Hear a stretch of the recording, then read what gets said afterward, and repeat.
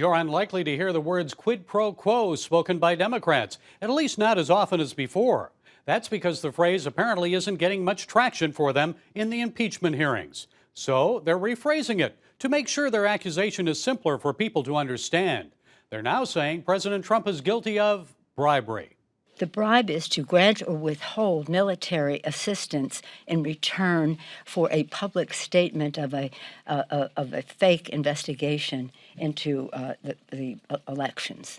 That's bribery. House Speaker Pelosi and other Democrats believe the president withheld military assistance to Ukraine until that government reopened a bribery investigation of Vice President Joe Biden and his son Hunter. Ukrainian President Zelensky says he didn't feel pressured to act. And Ukraine's foreign minister, Vadim Prystaiko, said Thursday that, quote, "I've never seen a direct link between investigations and security assistance. Yes, investigations were mentioned, in a presidential conversation, but there was no clear connection between these events." Testifying today, former Ukraine ambassador Marie Yovanovitch, who was fired by Trump. At a Keep America Great rally in Louisiana, President Trump criticized the testimony of the first two witnesses to appear at the impeachment hearings. The president blasted the Democrats for leading what he says is a deranged impeachment witch hunt. We did nothing wrong, and they're doing nothing. True. They haven't done a thing. Since Nancy Pelosi is Speaker, they haven't done a thing.